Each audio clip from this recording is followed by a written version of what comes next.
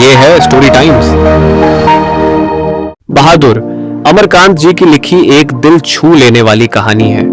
अमरकांत हिंदी साहित्य के महत्वपूर्ण लेखकों में से एक है, जिन्होंने अपनी लेखनी के माध्यम से समाज की नब्ज को बखूबी पहचाना और उसे शब्दों में ढाला। उनके लेखन में आम आदमी की पीड़ा, संघर्ष और संवेदनाएं जीवंत हो उठती हैं।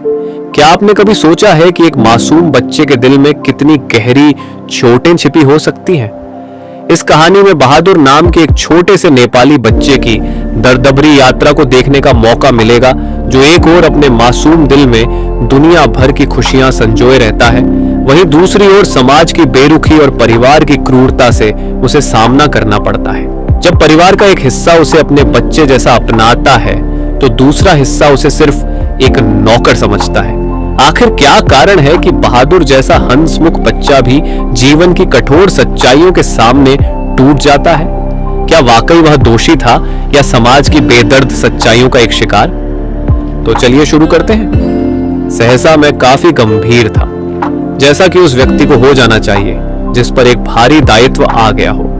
वह सामने खड़ा था और आंखों को पूरी तरह मटका रहा था। 12-13 वर्ष की उम्र, ठिगना शरीर, गोरा रंग और चपट्टा मुंह। वह सफेद नेकर, आधी बांह की ही सफेद कमीज और भूरे रंग का पुराना जूता पहने था। उसके गले में स्काउटों की तरह एक रुमाल बंधा था। उसको घेर कर परिवार के अन्य लोग खड़े थे। निर्मला चमकती दृष्टि से कभी लड़के को देखती और कभी मुझको और अपने भाई को। निश्चय ही वह पंच बराबर हो गई थी। उसको लेकर मेरे साले साहब आए थे। नौकर रखना कई कारणों से बहुत जरूरी हो गया था। मेरे सभी भाई और रिश्तेदार अच्छे ओहदों पर थे और उन सभी के यहाँ नौकर थे। मैं जब बहन की शादी में घर गया तो वहां नौकरों का सुख देखा। मेरी दोनों भाभियां रानी की तरह बैठकर चारपाइयां तोड़ती थीं, जबकि निर्मला को सवेरे से लेकर रात तक खटना पड़ता था। मैं ईर्ष्या से जल गया। इसके बाद नौकरी पर वापस आया तो निर्मला दोनों जून नौकर चाकर की माला जपने लगी। उसकी तरह अभागिन और दुखिया स्त्री और भी कोई इस दुनिया में होगी? वे लोग दूसरे होते हैं जिनके भाग्य में नौकर का सुख होता है। पहले साले साहब से असाधारण विस्तार से उसका किस्सा सुनना पड़ा। वह एक नेपाली था जिसका गांव नेपाल और बिहार की सीमा पर था। उसका बाप युद्ध में मारा गया था और उसकी मां सारे परिवार का भरण पोषण करती थी। मां उसकी बड़ी गुस्सैल थी और उसको बहुत मारती थी। मां चाहती थी कि लड़का घर के काम धाम में हाथ बटाए, जबकि वह पहाड़ या जंगलों में निकल जाता और पेड़ों पर चढ़कर चिड़ियों के घोंसलों में हाथ डालकर उनके बच्चे पकड़ता या फल तोड़ तोड़ कर खाता। कभी कभी वह पशुओं को चराने के लिए ले जाता था। उसने एक बार उस भैंस को बहुत मारा जिसको उसकी मां बहुत प्यार करती थी और इसीलिए उससे वह बहुत चिढ़ता था। मार खाकर भैंस भागी भागी उसकी मां के पास चली गई, जो कुछ दूरी पर एक खेत में काम कर रही थी। मां का माथा ठनका। बेचारा बेजबान जानवर चरना छोड़कर यहां क्यों आएगा? जरूर लौंडे ने उसको काफी मारा है। वह गुस्से से पागल हो गई। जब लड़का आया तो मां ने भैंस की मार का काल्पनिक अनुमान करके एक डंडे से उसकी दुगुनी पिटाई की और उसको वहीं कराहता हुआ छोड़कर घर लौट आई।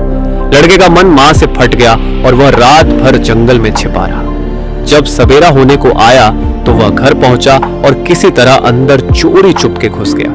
फिर उसने घी की हंडिया में हाथ डालकर मां के रखे रुपयों में से 2 रुपए निकाल लिए।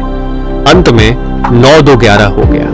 वहां से 6 मील की दूरी पर बस स्टेशन था, जहां गोरखपुर जाने वाली बस मिलती थी। तुम्हारा नाम क्या है जी? मैंने पूछा। दिल बहादुर साहब। उसके स्वर में एक मीठी झंझनाहट थी।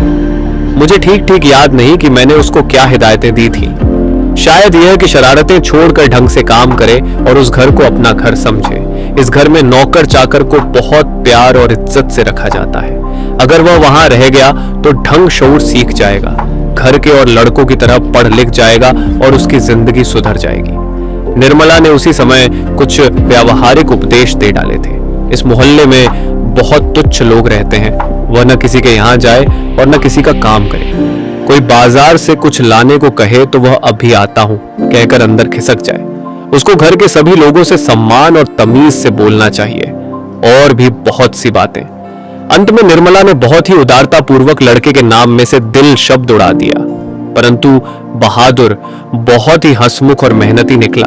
उसकी वजह से कुछ दिनों तक हमारे घर में वैसा ही उत्साहपूर्ण वातावरण छाया रहा जैसा कि प्रथम बार तोता मैना या पिल्ला पालने पर होता है। सवेरे सवेरे ही मोहल्ले के छोटे छोटे लड़के घर के अंदर आकर खड़े हो जाते और उसको देखकर हंसते या तरह तरह के प्रश्न करते। ऐ तुम लोग छिपकली को क्या कहते हो? ऐ तुमने शेर देखा है? ऐसी ही बातें उसे पहाड़ी गाने की फरमाइशें की जाती। घर के लोग भी उससे इसी प्रकार की छेड़खानियां करते थे। वह जितना उत्तर देता था उससे अधिक हंसता था। सबको उसके खाने और नाश्ते की बड़ी फिक्र रहती। निर्मला आंगन में खड़ी होकर पड़ोसियों को सुनाते हुए कहती थी, बहादुर आकर नाश्ता क्यों नहीं कर लेते? मैं दूसरी औरतों की तरह नहीं हूं जो नौकर चाकर को तलती भूनती हैं। मैं तो नौकर चाकर को अपने बच्चे की तरह रखती हूँ। उन्होंने तो साफ साफ कह दिया है कि 100-150 महीना बारी उस पर भले ही खर्च हो जाए, पर तकलीफ उसको जरा भी नहीं होनी चाहिए। एक नेकर कमीज तो उसी रोज लाए थे, और भी कपड़े बन रहे हैं। धीरे धीरे वह घर के सारे काम करने लगा। सवेरे ही उठकर वह बाहर नीम के पेड़ से दातून तोड़ लाता था। वह हाथ का सहारा लिए बिना कुछ दूर तक तने पर दौड़ते हुए चढ़ जाता। मिनट भर में वह पेड़ की पुलई पर नजर आता। निर्मला छाती पीट कर कहती थी, अरे रीछ बंदर की जात, कहीं गिर गया तो बड़ा बुरा होगा। वह घर की सफाई करता, कमरों में पोंछा लगाता, अंगीठी जलाता, चाय बनाता और पिलाता। दोपहर में कपड़े धोता और बर्तन मलता। वह रसोई बनाने की भी जिद करता, पर निर्मला स्वयं सब्जी और रोटी बनाती। निर्मला की उसको बहुत फिक्र रहती थी।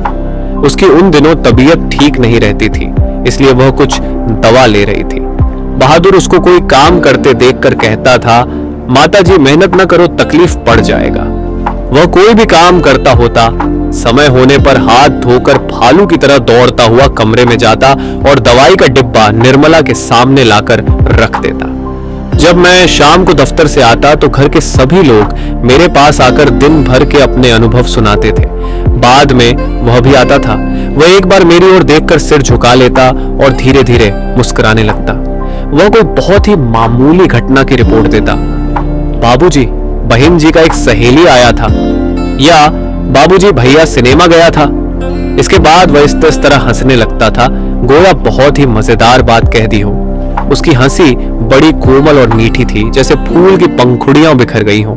मैं उससे बातचीत करना चाहता था, पर ऐसी इच्छा रहते हुए भी मैं जानबूझकर बहुत गंभीर हो जाता था और दूसरी ओर देखने लगता था। निर्मला कभी कभी उससे पूछती थी, बहादुर, तुमको अपनी मां की याद आती है? नहीं, क्यों? वह मारता क्यों था? इतना कहकर वह खूब हंसता था, जैसे मार खाना खुशी की बात हो। तब तुम अपना पैसा मां के पास कैसे भेजने को कहते हो? मां बाप का कर्जा तो जन्म भर भरा जाता है। वह और भी हंसता था। निर्मला ने उसको एक फटी पुरानी दरी दे दी थी। घर से वह एक चादर भी ले आया था। रात को काम धाम करने के बाद वह भीतर के बरामदे में एक टूटी हुई बंसखट पर अपना बिस्तर बिछाता था। वह बिस्तरे पर बैठ जाता और अपनी जेब में से कपड़े की एक गोल सी नेपाली टोपी निकालकर पहन लेता, जो बाईं ओर काफी झुकी रहती थी। फिर वह एक छोटा सा आईना निकालकर बंदर की तरह उसमें अपना मुंह देखता था। वह बहुत ही प्रसन्न नजर आता था। इसके बाद कुछ और भी चीजें उसकी जेब से निकलकर उसके बिस्तरे पर सज जाती थी।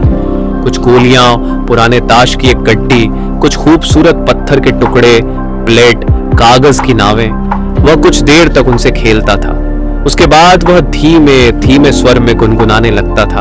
उन पहाड़ी गानों का अर्थ हम समझ नहीं पाते थे, पर उनकी मीठी उदासी सारे घर में फैल जाती, जैसे कोई पहाड़ की निर्जनता में अपने किसी बिछुड़े हुए साथी को बुला रहा हो। दिन मजे में बीतने लगे। बरसात आ गई थी। पानी रुकता था और बरसता था। मैं अपने को बहुत ऊंचा महसूस करने लगा था। अपने परिवार और संबंधियों के बड़प्पन तथा शान बान पर मुझे सदा गर्व रहा है। अब मैं मोहल्ले के लोगों को पहले से भी तुच्छ समझने लगा। मैं किसी से सीधे मुंह बात नहीं करता, किसी की ओर ठीक से देखता भी नहीं था। दूसरे के बच्चों को मामूली सी शरारत पर डांट टपट देता। कई बार पड़ोसियों को सुना चुका था, जिसके पास कलेजा है वही आजकल नौकर रख सकता है, घर के सवांग की तरह रहता है। निर्मला भी सारे मोहल्ले में शुभ सूचना दे आई थी। आधी तनख्वाह तो नौकर पर ही खर्च हो रही है, पर रुपया पैसा कमाया किस लिए जाता है? ये तो कई बार कह ही चुके थे कि तुम्हारे लिए दुनिया के किसी कोने से नौकर जरूर लाऊंगा। वही हुआ। निस्संदेह बहादुर की वजह से सबको खूब आराम मिल रहा था। घर खूब साफ और चिकना रहता, कपड़े चमाचम सफेद। निर्मला की तबीयत भी काफी सुधर गई। अब कोई एक हर भी ना टकसाता था। किसी को मामूली से मामूली काम करना होता तो वह बहादुर को आवाज देता, बहादुर एक गिलास पानी। बहादुर पेंसिल नीचे गिरी है, उठाना। इसी तरह की फरमाइशें। बहादुर घर में फिरकी की तरह नाचता रहता। सभी रात में पहले ही सो जाते थे और सवेरे 8 बजे के पहले न उठते थे। मेरा बड़ा लड़का किशोर काफी शान शौकत और रोब दाब से रहने का कायल था और उसने बहादुर को अपने कड़े अनुशासन में रखने की आवश्यकता महसूस कर ली थी। फलतः उसने अपने सभी काम बहादुर को सौंप दिए। सवेरे उसके जूते में पॉलिश लगनी चाहिए। कॉलेज जाने के ठीक पहले साइकिल की सफाई जरूरी थी। रोज ही उसके कपड़ों की धुलाई और इत्री होनी चाहिए और रात में सोते समय वह नित्य बहादुर से अपने शरीर की मालिश कराता और मुक्की भी लगवाता। पर इतनी सारी फरमाइशों की पूर्ति में कभी कभी कोई गड़बड़ी भी हो जाती। जब ऐसा होता किशोर गर्जन तर्जन करने लगता, उसको बुरी बुरी गालियां देता और उस पर हाथ छोड़ देता। मार खाकर बहादुर एक कोने में खड़ा हो जाता, चुपचाप।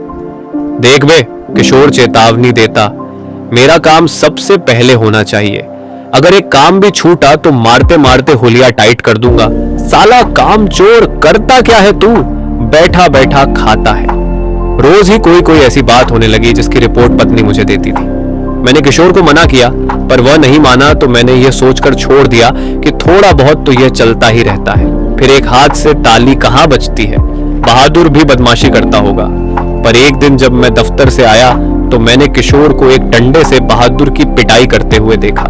निर्मला कुछ दूरी पर खड़ी होकर हाँ हाँ कहती हुई मना कर रही थी। मैंने किशोर को डांट कर अलग किया। कारण यह था कि शाम को साइकिल की सफाई करना बहादुर भूल गया था। किशोर ने उसको मारा तथा गालियां दी तो उसने उसका काम करने से ही इनकार कर दिया। तुम साइकिल साफ क्यों नहीं करते? मैंने उससे कड़ाई से पूछा। बाबूजी, भैया ने मेरे बाप को क्यों लाकर खड़ा किया? वह रोते हुए बोला। मैं जानता था कि किशोर उसको और भी भद्दी गालियां देता था, लेकिन आज उसने सुअर का बच्चा कहा था जो उसे बर्दाश्त न हुआ। निस्संदेह वह गाली उसके बाप पर पड़ती थी। मुझे कुछ हंसी आ गई। खैर, किशोर के व्यवहार को अच्छा नहीं कहा जा सकता, पर गृहस्वामी होने के कारण मुझ पर कुछ और गंभीर दायित्व भी थे। मैंने उसे समझाया, बहादुर, ये आदतें ठीक नहीं। तुम ठीक से काम करोगे तो तुमको कोई कुछ भी नहीं कहेगा। मेहनत बहुत अच्छी चीज है। जो उससे बचने की कोशिश करता है वह कुछ भी नहीं कर सकता। रूठना फूलना मुझे सख्त नापसंद है। तुम तो घर के लड़के की तरह हो। घर के लड़के मार नहीं खाते। हम तुमको जिस सुख आराम से रखते हैं वह कोई क्या रखेगा। जाकर दूसरे घरों में देखो तो पता लगे। नौकर चाकर भर पेट भोजन के लिए तरसते रहते हैं। चलो, सब खत्म हुआ, अब काम धाम करो। वह चुपचाप सुनता रहा, फिर हाथ मुंह धोकर काम करने लगा। जल्दी वह प्रसन्न भी हो गया। रात में सोते समय वह अपनी टोपी पहनकर देर तक गाता रहा। लेकिन कुछ दिनों बाद एक और भी गड़बड़ी शुरू हुई। निर्मला बहुत पतली पतली रोटियां सेंकती थी, इसलिए वह रोटी बनाने का काम कभी बहादुर से नहीं लेती थी। लेकिन मोहल्ले की किसी औरत ने उसे यह सिखा दिया कि परिवार के लिए रोटियां बनाने के बाद वह बहादुर से कहे कि वह अपनी रोटी खुद बना लिया करे, नहीं तो नौकर चाकर की आदत खराब हो जाती है। महीन खाने से उनकी आदत बिगड़ जाती है। ये बात निर्मला को जंच गई थी और रात में उसने ऐसा ही प्रयोग किया। वह अपनी रोटियां बनाकर चौके में से उठ गई। बहादुर का मुंह उतर गया। वह चूल्हे के पास सिर झुकाकर चुपचाप खड़ा रहा। क्या हो गया रे? निर्मला ने पूछा। वह कुछ नहीं बोला। चल, चुपचाप बना अपनी रोटियां। तू सोचता है कि मैं तुझे पतली पतली नरम नरम रोटियां सेक कर खिलाऊंगी? तू कोई घर का लड़का है? नौकर चाकर तो अपना बनाकर खाते ही रहते हैं। तीता तो इनको इसलिए लग रहा है कि सारे घर के लिए मैंने रोटियां बनाई। इनको अलग करके इनके साथ भेद क्यों किया? वाह रे, इसके पेट में तो लंबी दाढ़ी है। समझ जा, रोटियां नहीं सेकेगा तो भूखा रहेगा। पर बहादुर उसी तरह खड़ा रहा तो निर्मला का गुस्से से बुरा हाल हो गया। उसने लपक कर उसके गाल पर 2-3 थप्पड़ जड़ दिए। सुअर कहीं के, इसीलिए तुझे किशोर मारता है, इसी वजह से तेरी माँ भी मारती होगी। चल बना रोटी। मैं नहीं बनाऊंगा, मेरी माँ भी सारे घर की रोटियां बनाकर मुझसे रोटी सेंकवाती थी। वह रोने लगा था। तो क्या मैं तेरी माँ हूं कि तू मुझसे जिद कर रहा है, घर के लड़कों के बराबर बन रहा है? मारते मारते मुंह रंग दूंगी। पर उसने अपने लिए रोटी नहीं बनाई। मुझे भी बड़ा गुस्सा आया। मैंने उसको डांटा और समझाया, पर वह नहीं माना। रात भर वह भूखा ही रहा, पर सवेरे उठकर वह पहले की तरह ही हंसने लगा। उसने अंगीठी जलाकर अपने लिए रोटियां सेकी। अपनी बनाई मोटी और भद्दी रोटियों को देखकर वह खिलखिलाने लगा। फिर रात की बची हुई सब्जी से उसने खाना खा लिया। लेकिन निर्मला का भी हाथ खुल गया था। वह उससे कुछ चिढ़ भी गई थी। अब बहादुर से कोई भी गलती होती तो वह उस पर हाथ चला देती।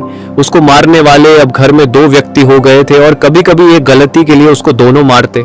बरसात बीत गई थी। आकाश दर्पण की तरह स्वच्छ दिखाई देता।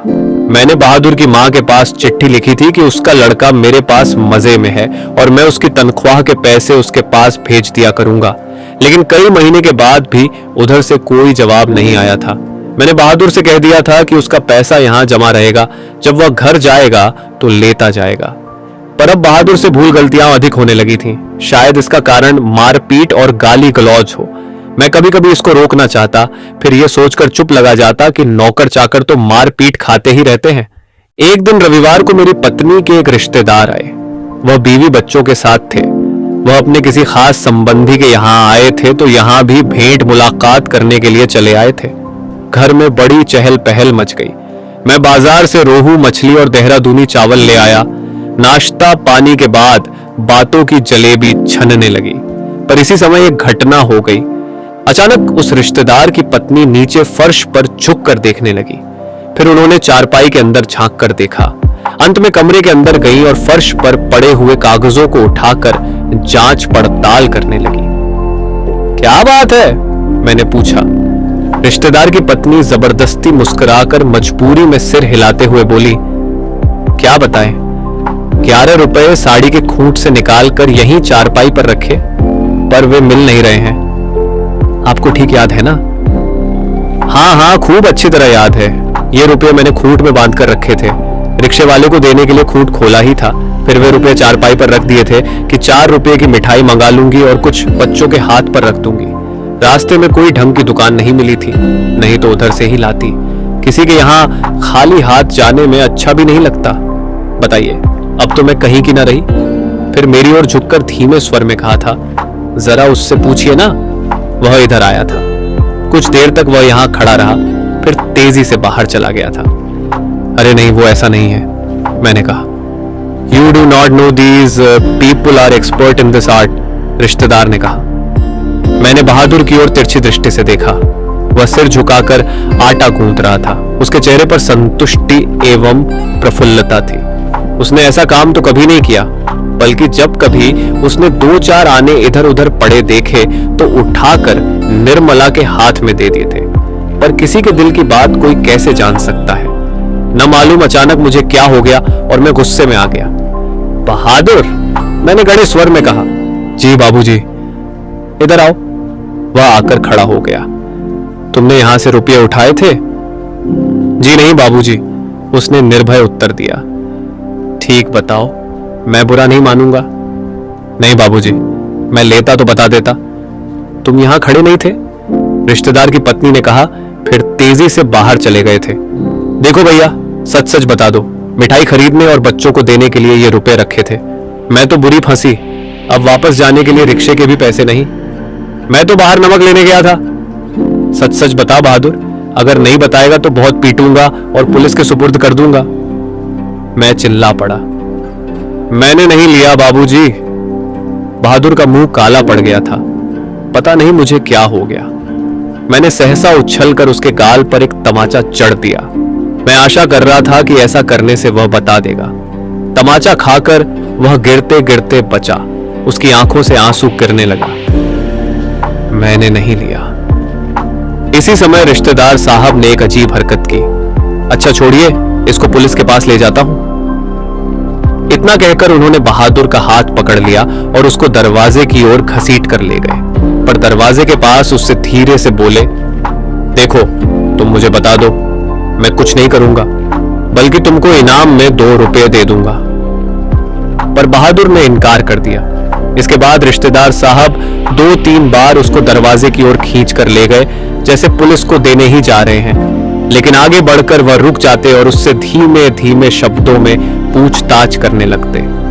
अंत में हार कर उन्होंने उसको छोड़ दिया और वापस आकर चारपाई पर बैठते हुए हंसकर बोले, जाने दीजिए, ये सब बड़े खाक होते हैं, किसी झाड़ी वाड़ी में छिपा आया होगा या जमीन में गाड़ आया होगा। मैं तो इन सबों को खूब जानता हूं, भालू बंदर से कम थोड़े होते हैं ये। चलिए, इतना नुकसान लिखा था।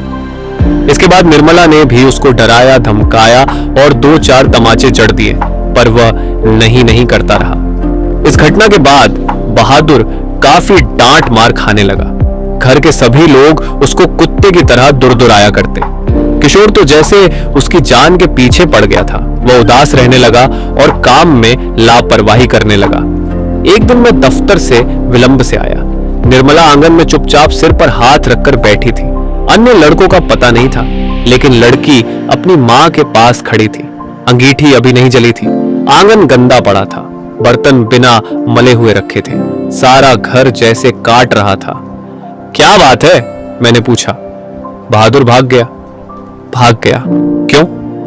पता नहीं, आज तो कुछ हुआ भी नहीं था। सवेरे से ही बड़ा प्रसन्न था, हमेशा माताजी किए रहा। दोपहर में खाना खाया, उसके बाद आंगन से सिलबट्टा लेकर बरामदे में रखने जा रहा था कि सिल हाथ से छूटकर गिर गई और 2 टुकड़े हो गई। शायद इसी डर से वह भाग गया कि लोग मारेंगे, पर मैं इसके लिए उसको थोड़े कुछ कहती। क्या बताऊं, मेरी किस्मत में आराम ही नहीं। कुछ ले गया, यही तो अफसोस है। कोई भी सामान नहीं ले गया है। उसके कपड़े, उसका बिस्तर, उसके जूते सभी छोड़ गया है। पता नहीं उसने हमें क्या समझा। अगर वह कहता तो मैं उसे रोकती थोड़े, बल्कि उसको खूब अच्छी तरह पहना उड़ाकर भेजती। हाथ में उसकी तनख्वाह के रुपए रख देती, 2-4 रुपए और अधिक दे देती। पर वह तो कुछ ले ही नहीं गया। और वे 11 रुपए? अरे वह सब झूठ है। मैं तो पहले ही जानती थी कि वे लोग बच्चों को कुछ देना नहीं चाहते, इसलिए अपनी गलती और लाज छिपाने के लिए यह प्रपंच रच रहे हैं। उन लोगों को क्या मैं जानती नहीं? कभी उनके रुपए रास्ते में गुम हो जाते हैं, कभी वे गलती से घर ही छोड़ आते हैं।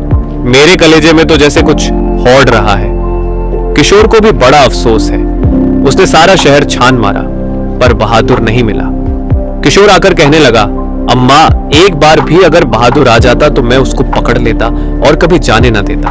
उसे माफी मांग लेता और कभी नहीं मारता। सच, अब ऐसा नौकर कभी नहीं मिलेगा। कितना आराम दे गया है वह। अगर वह कुछ चुरा कर ले गया होता तो संतोष हो जाता। निर्मला आंखों पर आंचल रखकर रोने लगी। मुझे बड़ा क्रोध आया। मैं चिल्लाना चाहता था, पर भीतर ही भीतर मेरा कलेजा जैसे बैठ रहा हो। मैं वहीं चारपाई पर सिर झुकाकर बैठ गया। मुझे एक अजीब सी लघुता का अनुभव हो रहा था। यदि मैं न मारता तो शायद वह न जाता।